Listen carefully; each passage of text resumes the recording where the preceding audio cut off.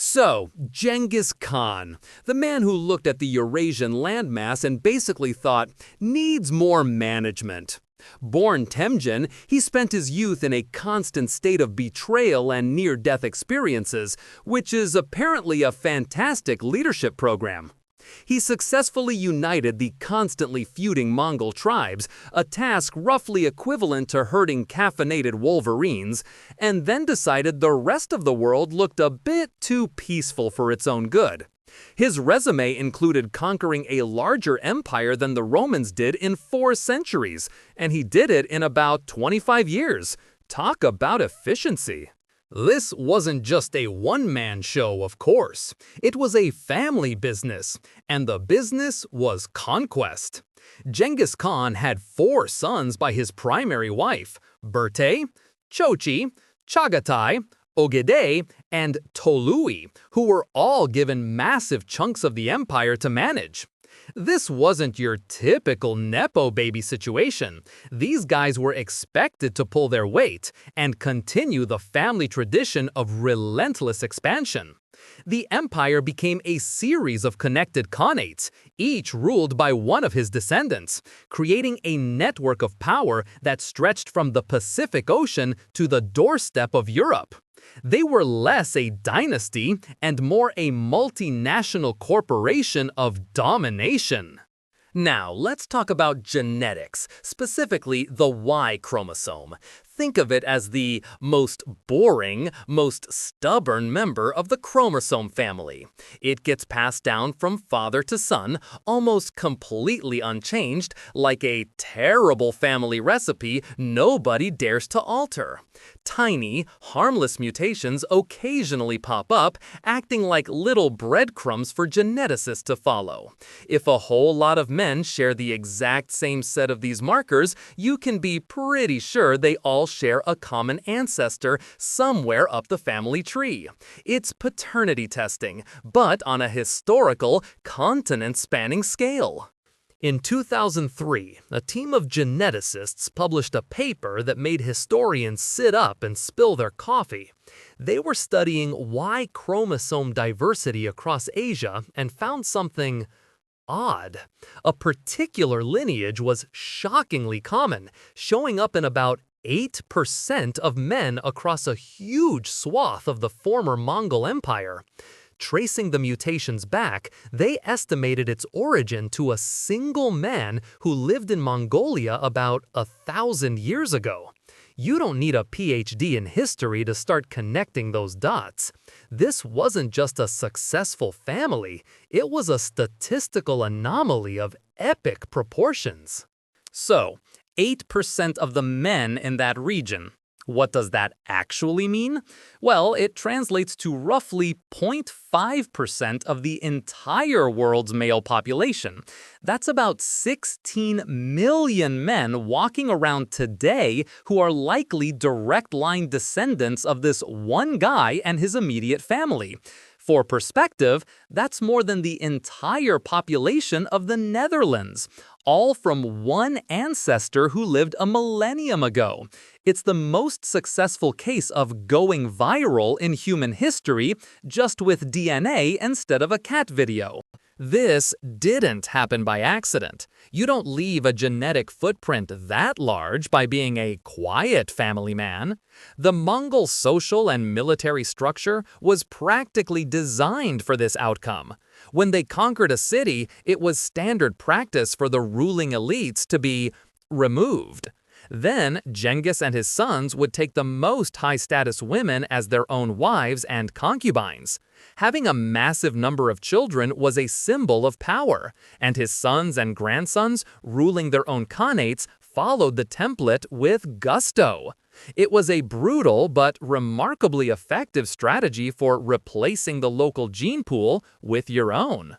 The system perpetuated itself. The sons of the Khan were the new nobility. They had wealth, status, and the best chance of survival and reproduction. His grandsons did too, and his great-grandsons. This phenomenon, known as social selection, meant that for centuries, having the Khan's Y chromosome was a golden ticket. While the lineages of the conquered were often cut short, this one particular line was nurtured, protected, and encouraged to expand on an industrial scale. It's evolution, but with a strong bias towards men on horseback with a talent for conquest.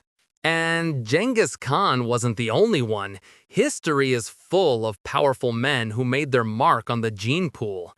Another major Y-chromosome lineage has been traced back to the region of northeast China around 500 years ago. The prime suspect? Jokanga, the grandfather of Nurhaci, the man who founded the dynasty that would later become the Qing, the last imperial dynasty of China. This cluster is found in about 1.5 million men.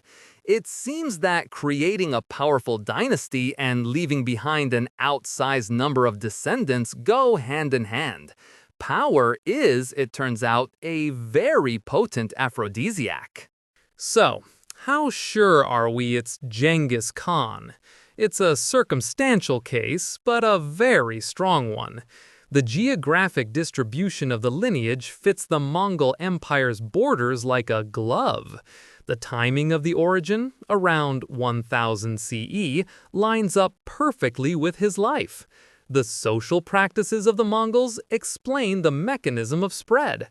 There's even a confirmed descendant of the Khans from the House of Said whose DNA matches the lineage.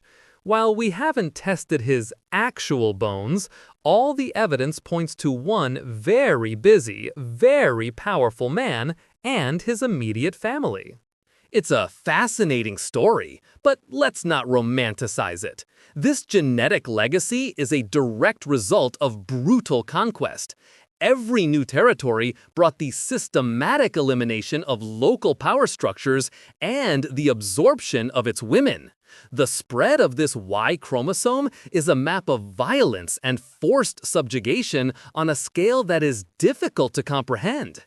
History is written by the victors, and in this case, it was also written into the very cells of their descendants.